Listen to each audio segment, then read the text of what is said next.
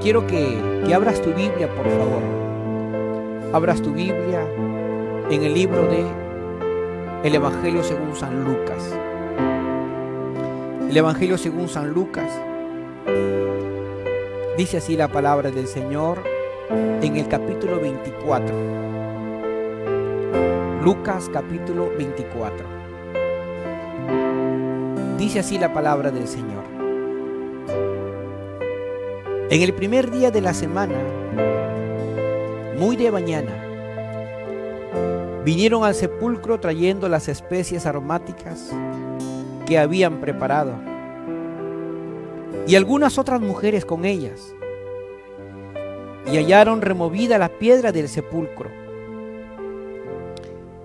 Y entrando no hallaron el cuerpo del Señor Jesús. Aconteció que estando ellas perplejas por esto, y aquí se pararon junto a ellas dos varones con vestiduras resplandecientes. Y como tuvieron temor, bajaron el rostro a tierra y les dijeron: ¿por qué buscáis entre los muertos al que vive? Mira lo que les dice, lo que registra Lucas en relación a los ángeles que encuentran allí. Dice aquí: ¿por qué buscáis entre los muertos al que vive? Dos varones con vestiduras resplandecientes le dicen a aquellas mujeres: no está aquí, no está aquí, sino que ha resucitado. Acordaos de lo que os hablé. Recuerden ustedes lo que les hablé cuando aún estaban en Galilea, diciendo: es necesario que el Hijo del Hombre sea entregado en manos de hombres pecadores y que sea crucificado y resucite al tercer día. Entonces ellas se acordaron de sus palabras y volviendo al sepulcro dieron nuevas de todas estas cosas a los 11 y a todos los demás. Eran María Magdalena y Juana y María, madre de Jacobo, y los demás con ellas, quienes dijeron estas cosas a los apóstoles. Mas a ellos les pareció locura las palabras de ella y no las creían. Pero levantándose Pedro corrió al sepulcro y cuando miró dentro vio los lienzos solos y se fue a casa maravillándose de lo que había sucedido. Tremenda palabra. Un milagro extraordinario, sobrenatural, una intervención divina, inexplicable a la mente del ser humano, pero trascendente y poderoso y transformador para aquellos que creen en este milagro, en esta intervención divina. Parte la historia antes de Cristo y después de Cristo. El milagro por el cual hoy celebramos y damos la victoria, porque esa resurrección tan trascendente es en nuestra vida, que nos transforma, que nos permite tener la esperanza de seguir adelante. Podría decirse para algunos es una religión. Podría decirse para algunos es un escapismo. Pero la verdad es esta: un hecho histórico por la intervención divina para darle un rumbo diferente a la vida del ser humano. Y todos los que creen tienen esa experiencia. Así que vamos a cantar una alabanza al Señor. Quiero que te unas en este momento. Que el Dios que tú y yo tenemos es un Dios de milagros. Es un Dios que basa, mira, su mensaje en la resurrección, o sea, en el hecho histórico como un milagro sobrenatural. Y ese es el Dios que nosotros tenemos, un Dios de milagros. Que en estos momentos difíciles que nosotros atravesamos, donde los gobiernos hacen todas las estrategias habidas y por haber, mira, la única persona que nos puede dar en estos momentos es ese Dios de milagros. No está lejos, Él está actuando, Él está trabajando. Que como seres humanos podemos sentir este momento de tristeza, de dolor. Este momento quizás donde no encontramos explicación. Pero nos levantamos de esas circunstancias, nos levantamos de esas adversidades. Porque sabemos en quién hemos creído y estamos seguros que Dios es poderoso. Jesús es más que una religión. Jesús es más que el nombre de una denominación. Jesús es más que eso. Jesús es el Dios vivo. Y su presencia está aquí con nosotros, está ahí contigo. Es tan real. Y Él está trabajando a tu favor. Yo no sé la adversidad o la prueba o la dificultad que tú estás atravesando. Hoy en el Perú, hoy aquí en el Perú, tenemos aproximadamente más de 6,000 personas infectadas por este virus. Más de 180 personas que han fallecido producto de esta infección. No es fácil. No es fácil. Las personas que trabajan en los hospitales conocen muy bien a lo que se están enfrentando y al riesgo que puede suceder en su vida y en sus familias.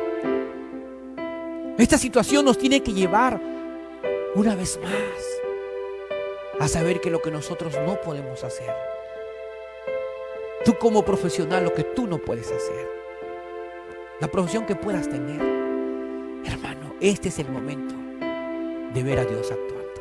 Él está actuando.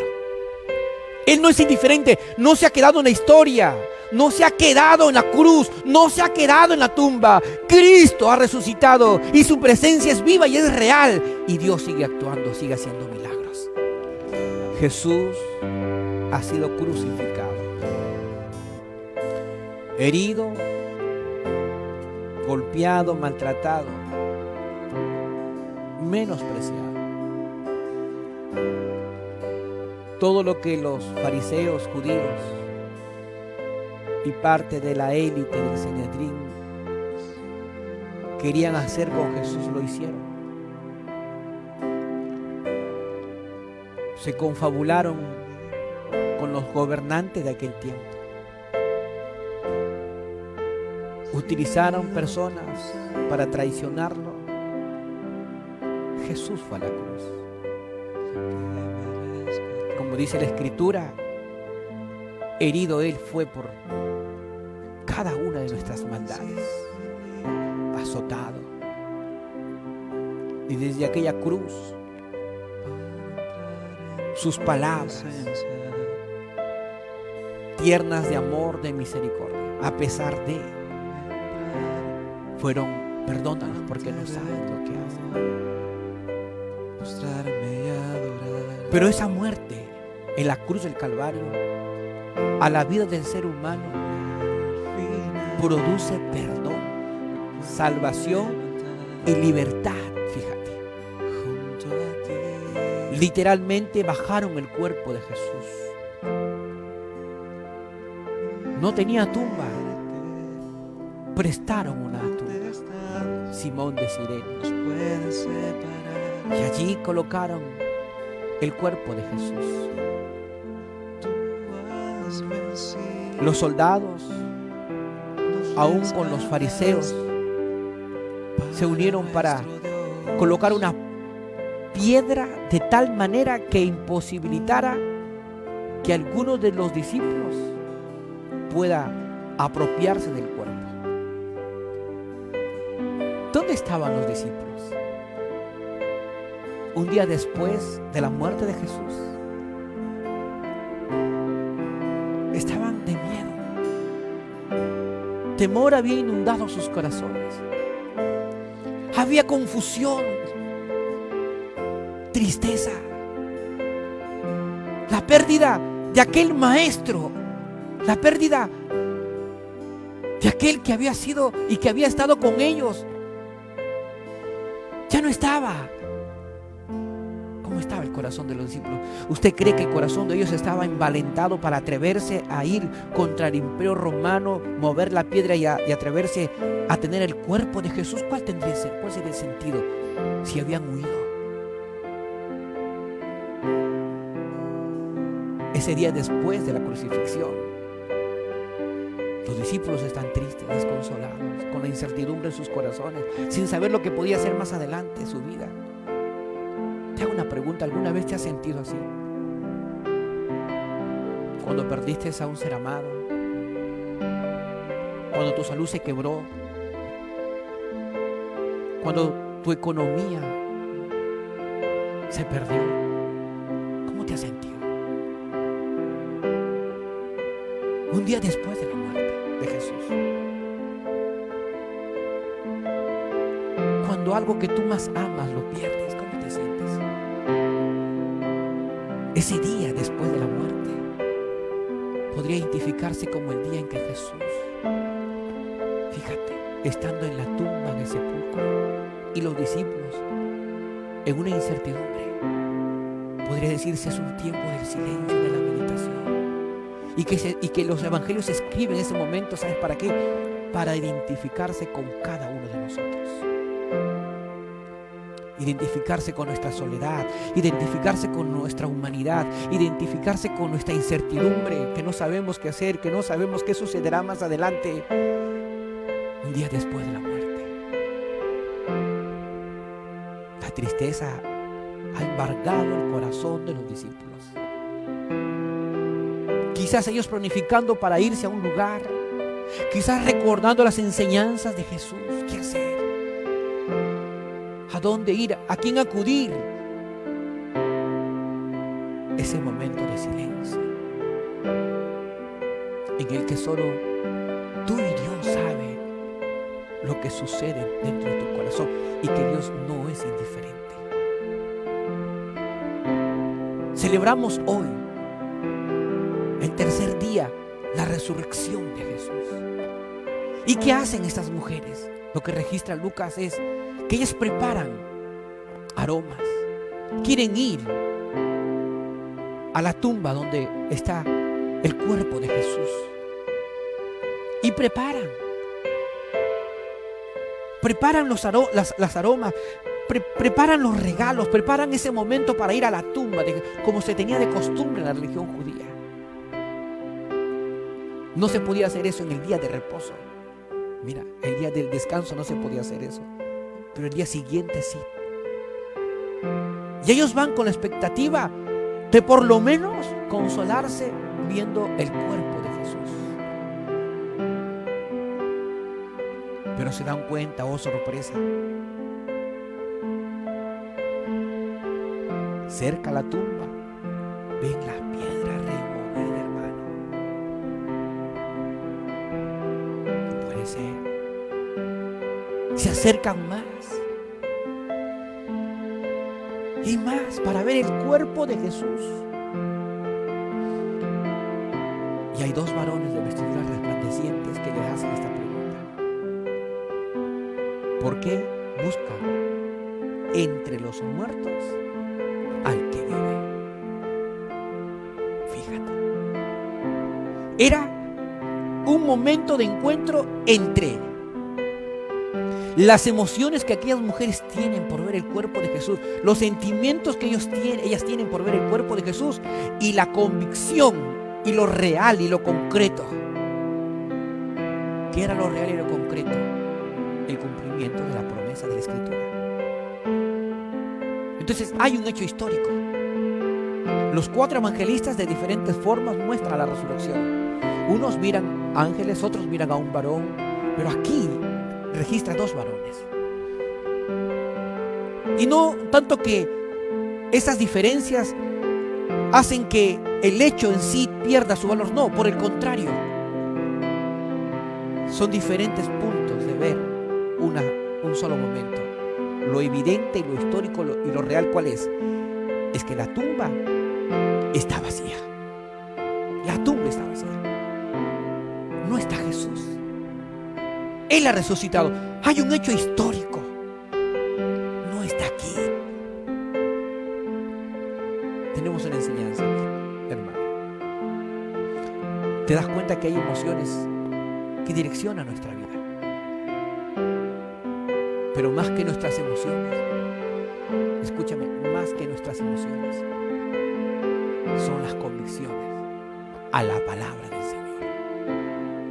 ¿Y cuál es la convicción y cuál es lo real en este tiempo de adversidad? Es que no estamos solos. No estamos solos. Dios no nos ha abandonado. Dios no se ha quedado en una tumba. Cristo ha resucitado. Mira lo que dice la palabra del Señor. Romanos capítulo 14, versículo 9. Mira, Romanos capítulo 14, versículo 9. Dice así: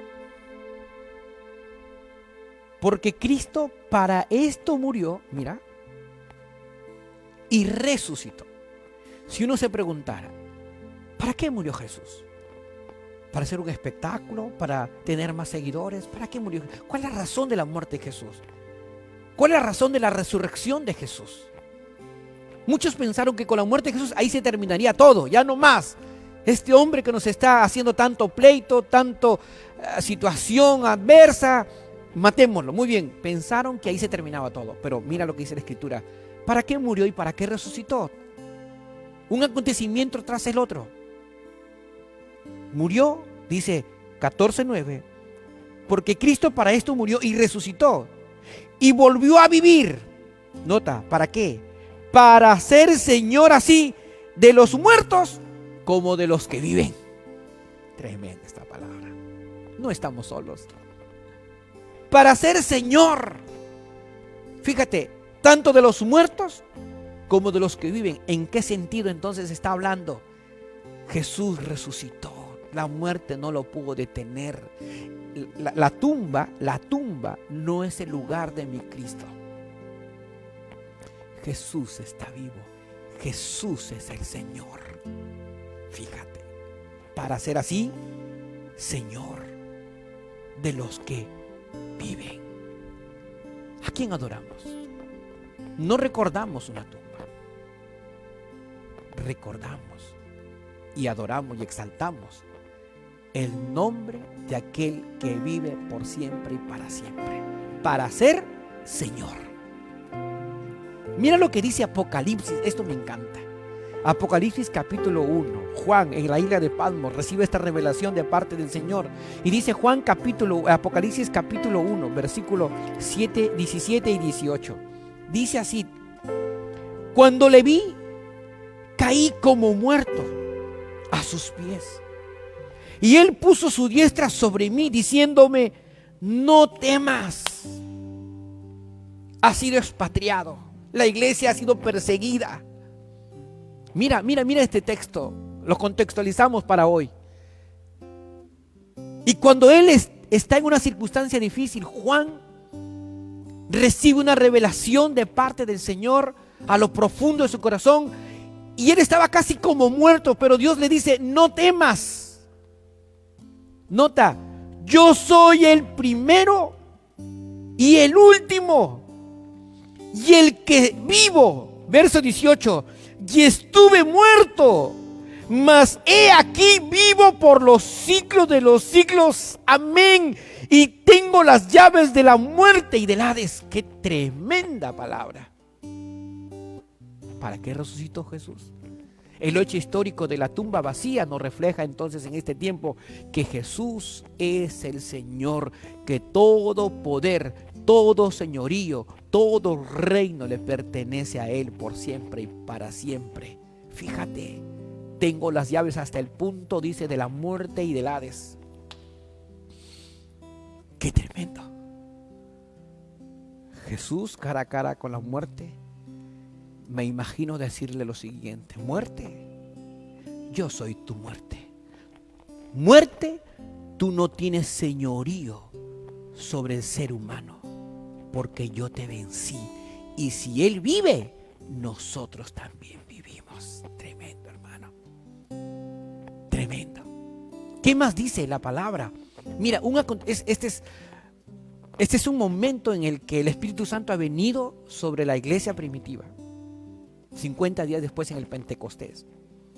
Y Pedro, su primera predicación, evidencia He tratado de buscar hechos históricos, qué es lo que dicen las personas en relación a la resurrección de Jesús. Y encuentro este texto que es extraordinario, tanto del Antiguo Testamento como en el Nuevo Testamento. Hechos capítulo 2, versículo 22. Son 10 versículos que te lo quiero leer. No puedo quedarme con estos versículos y me gustaría que tú lo leas en casa. Hechos capítulo 2.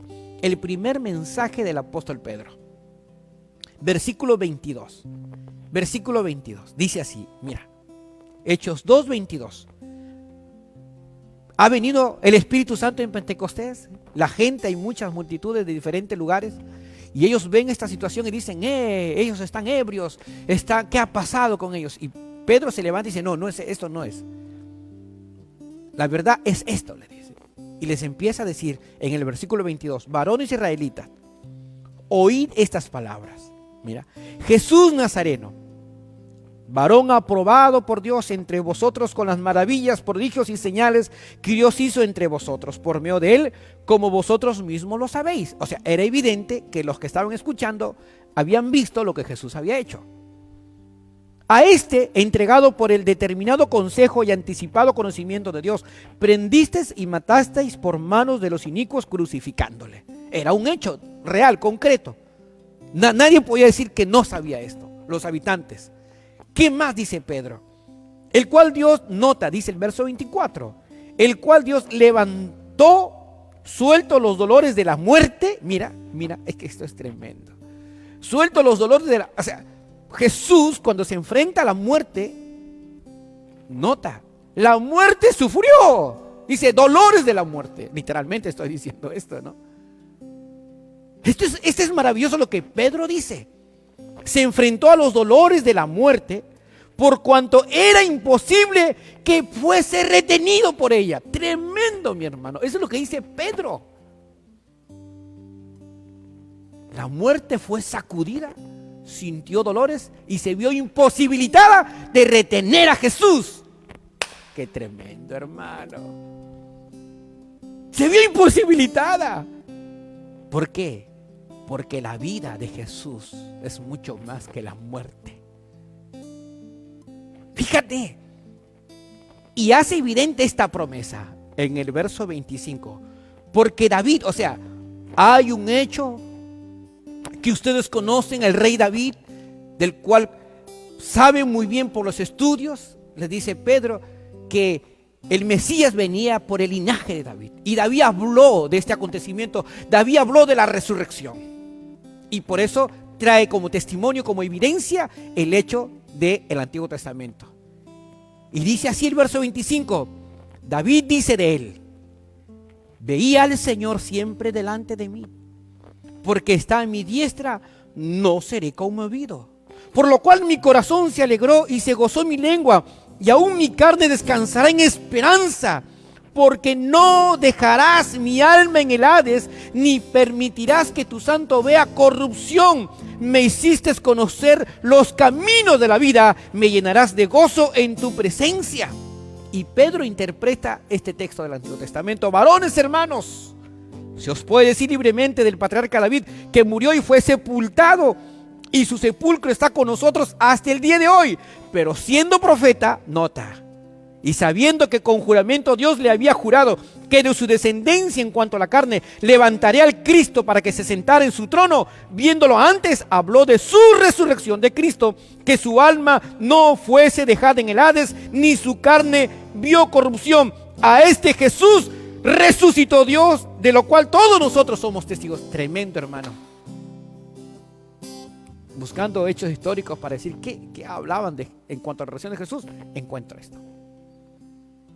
David, como profeta, dio a conocer esta palabra, este acontecimiento en relación a la resurrección de Jesús. Este hecho histórico, hermano, es el cumplimiento de la promesa que Dios hizo al pueblo de Israel. No se queda un hecho histórico, sino que va al segundo plano, de que la resurrección es el cumplimiento de la promesa de Dios para cada uno de nosotros. Que la muerte no tiene poder, que Jesús resucitó para que la muerte no se enseñoree de nosotros, sino que a partir de ahora escúchame, en esta resurrección, nuestro Señor y nuestro Rey y nuestro Salvador es Jesús, Rey de Reyes y Señor de Señores. ¿Qué te parece, hermano? Mira lo que dice Juan, capítulo 11, 25 y 26. Juan, capítulo 11. Juan, capítulo 11, 25 y 26. Es muy conocido este texto, pero se hace evidente para cada uno de nosotros. Y dice así: Jesús le dijo: yo soy la resurrección y la vida. El que cree en mí, aunque esté muerto, vivirá. Mira, yo soy la resurrección y la vida. El que cree en mí, aunque esté muerto, vivirá. Y todo aquel que vive y cree en mí, no morirá eternamente. Tremendo. Entonces, 3 cositas en relación a la resurrección. Número 1, un hecho histórico que tiene una evidencia transformadora para este tiempo. Número 2, la resurrección de Jesús es el cumplimiento de la promesa de parte de Dios para que tengamos vida. Y número 3, escúchame, número 3, la resurrección es un mensaje de esperanza para todo aquel que cree. Un mensaje de esperanza. Eso significa que no todo termina aquí, hermano, amigo. Por eso dije una oportunidad. Podemos ser infectados de este virus. Mira lo que te estoy enseñando. Pero no afectados. Podemos ser infectados, pero no afectados. Porque la muerte, la enfermedad, no tiene señorío sobre nosotros. Quien tiene señorío sobre nosotros es Jesucristo, aquel que venció la muerte y aquel que venció toda enfermedad. Hay esperanza, hermano.